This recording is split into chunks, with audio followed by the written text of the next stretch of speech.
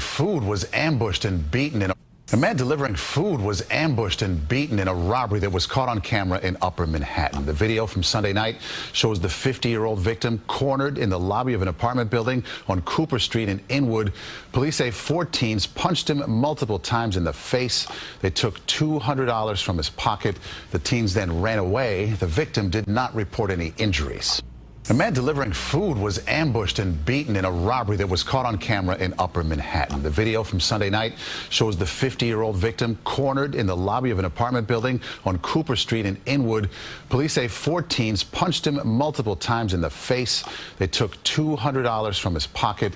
The teens then ran away. The victim did not report any injuries. Shalom. First and foremost, I'd like to give all praise and glory to Yahweh, Ba'ashem El Shai, Ba'ashem HaKadosh. Much respect to Aki and Agafi and pushing the work of the Lord in true faith sincerity and promoting his living sacrifice, man. So, man, oh man, we could clearly see, man, that the love of many is waxing cold. The love of many is waxing cold, man. You know, day by day, we continue to see this prophecy manifesting itself, man. We're seeing people, you know, ultimately having the spirit of vengeance upon them, you know. And that's crazy, man. These are teenagers, man. Teenagers, these nigglets. You know, the Lord's putting the spirit on these nigglets to ultimately recompense judgment, man. Don't be surprised if you see Lil Ron, you know, 4-year-old ass nigga, you know, with a Glock, man.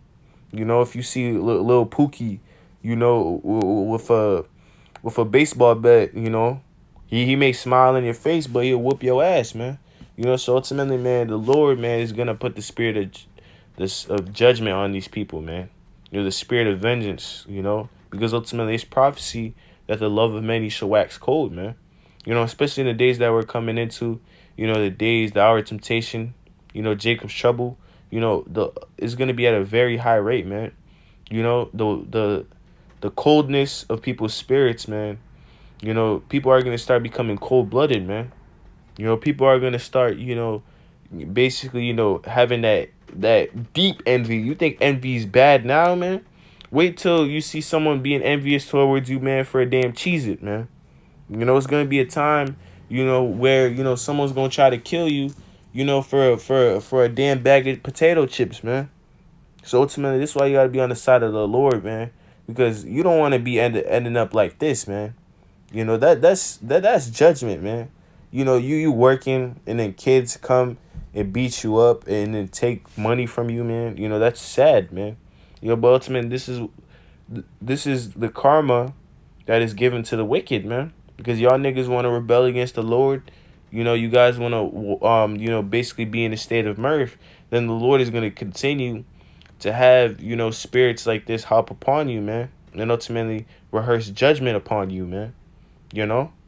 So now let's go into the scriptures. Let's go to the book of Matthew, chapter 24, starting at the 12th verse.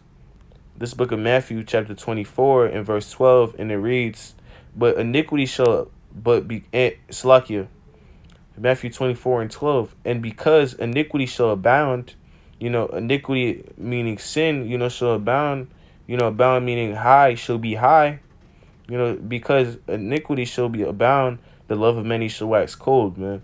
So ultimately, since, you know, sin has skyrocketed, you know, at a major rate, at a high rate, you know, ultimately the Lord, you know, is ultimately going to put the spirit on, you know, people's spirits to ultimately become cold, man. People are going to start becoming cold-blooded, man. You know, meaning that people are not going to be lovey-dovey no more, man. You know, that neighbor you thought you were cool with, you know, the next day he or she's going to try to kill you, man. You know?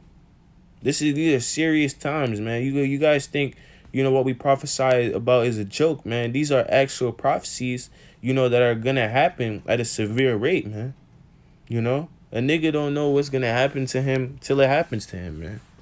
You know, so ultimately, man, the Lord, you know, is ultimately putting the spirit, you know, on these people to ultimately, you know, become cold-blooded, man. You know, the love of many is waxing cold, meaning that, you know, people, you know, is out here, you know, having that survival of the fittest mentality, man. You know, only the strong survive, man. You know, so ultimately, this prophecy that, you know, scenarios like this are supposed to happen, man. You know, because the love of many are waxing cold, man. And now let's go to the book of Second Esdras, chapter 15, to close it out.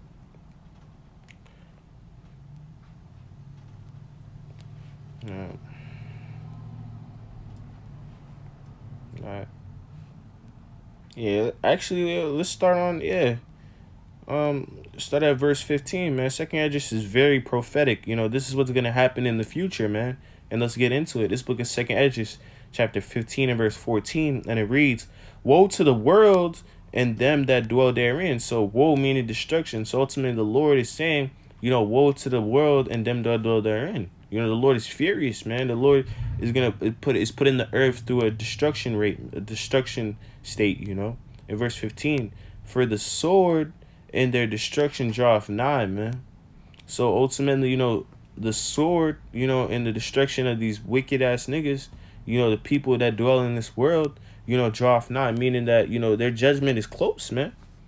And one people should stand up and fight against another, and swords in their hands. So ultimately, one people shall, stand up and fight against another people, meaning race wars, or just, in general, man, the love of many just waxing cold, man, with swords in their hands. So don't be surprised, man, if you see that old lady, who we thought was a nice neighbor with a Glock in her hand, man.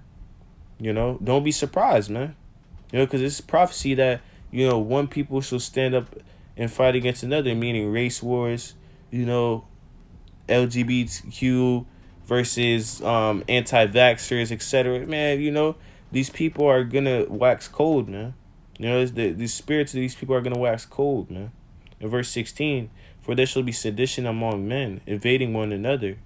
So ultimately there's gonna be sedition. There's gonna be very sadistic acts, going upon men, invading one another. So, people, are gonna start invading one another, man. Just like how you seen the when the riots were happening, man. Soon, nigga, they gonna riot your house, man. And continue on in the verse, "They shall not regard their kings nor princes," man. So ultimately, people, in the future and in present day now, they're starting to not regard their kings nor princes. A lot of people are trying to rebel against the government right now because they're waking up, to the vain ideology, of this kingdom, man, this queendom, man. People are waking up to this queendom, man. So ultimately, they're not regarding their kings nor princes, meaning the government, the president, etc., man. "In the course of their actions shall stand in their power."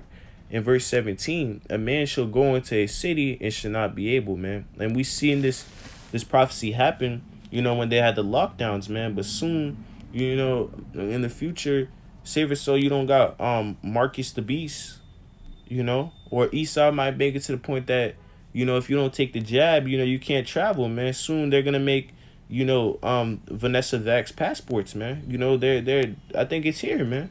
In Europe. But soon, man, a man will desire to go in city and not be able to, man, due to Esau's draconian measures, man, Whitey's draconian measures. In verse 18, "For because of their pride, the city shall be troubled," man. So ultimately, due to the pride of these people, man, their cities are going to be troubled, man. "And the houses shall be destroyed, and men shall be afraid." Houses will be destroyed, and men shall be afraid, man. That swole dude you see, he mean mugging you, when you walking down the street, bragging about, showing off his protein, or those people in the military, thinking that they're swole and they tough. In that day, man, in the time of Jacob's trouble, they're gonna be afraid, man. They're gonna be afraid. They're gonna turn into females, man, and that's in the scriptures.